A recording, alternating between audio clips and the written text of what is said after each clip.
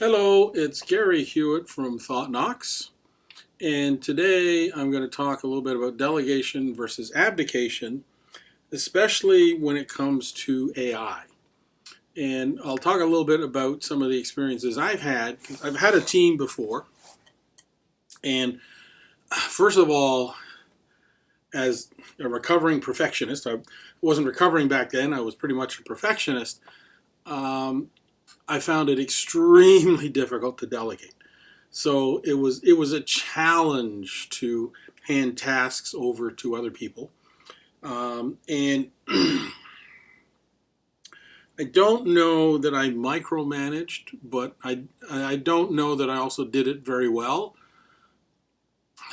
The It is, however, how I kind of learned the distinctions between delegation versus abdication. Now, in delegation, you maintain the responsibility for the outcome of the task.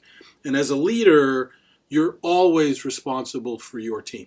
Whenever they do something good, that's on them. Whenever anything bad happens, that's on you. That's the price of leadership, is to step up. You take the bullets for the team. You throw yourself in front of the bus. But when your team comes through with a win, you are the first to celebrate for them.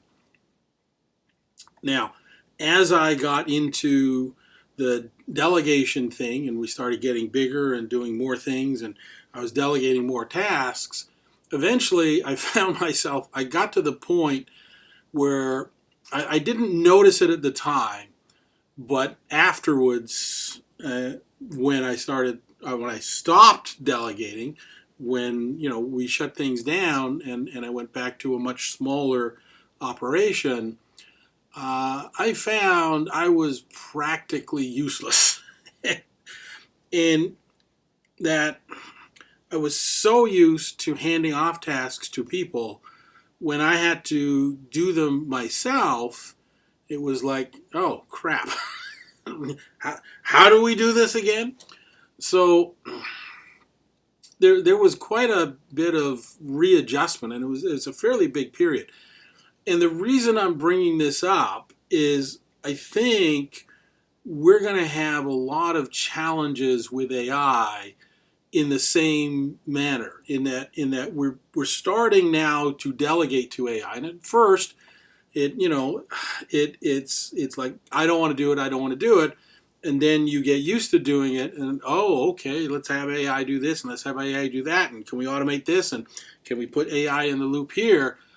And that's where we slide from delegation to abdication. And abdication, just to be clear, is where when you send a task to somebody else, and if it goes wrong, you blame them. And if you've delegated a task, it is your responsibility to make sure that the person has all of the resources they need, all of the training they need, everything they need for success. And that is a lot of work. And that's why very few people are really good at that. And that's why a lot of people may have challenges adapting to using AI to augment themselves, because of all these skills that they've now got to learn how to package a job properly, how to validate the results. I'm seeing a lot of chatter about AI, in that the people who are making decisions about it are looking at the output and saying, yeah, that looks like it might be a good result. Whereas the people that are professionals in a given field, all of them are saying that, the output is not up to par. In other words, AI is not capable of doing that specific job. Now, if you've got all of these experts in their given domain saying that, it's like, okay, that's interesting. So what is going to happen to all of us as we get more and more into delegating and or sliding into abdication to AI? And what happens if AI is no longer available? I realize that is highly unlikely. but it may be situationally unavailable. There was a case a few years back where almost the entire internet in Canada went down, or at least big chunks of it. Couldn't charge my EV. Couldn't. There was a whole bunch of things that just could not be done simply because one service had gone out. And I think we might be a decade or more before we have the resilience in AI that it doesn't suddenly disappear, and that's when we'll find out how useless we've become, because we've gotten so used to delegating and or abdicating to AI, saying, here, do my job for me, versus being the administrator in charge, and still knowing how to do the work and knowing how to quality check the work.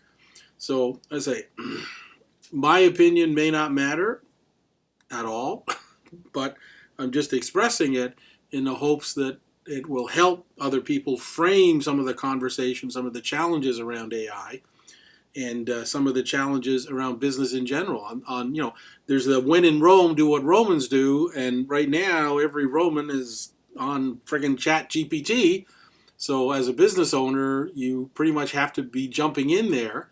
But then at the same time, you've got this challenge of, if it hijacks your brain and your ability to think, as some people have claimed, then that could be challenging down the road.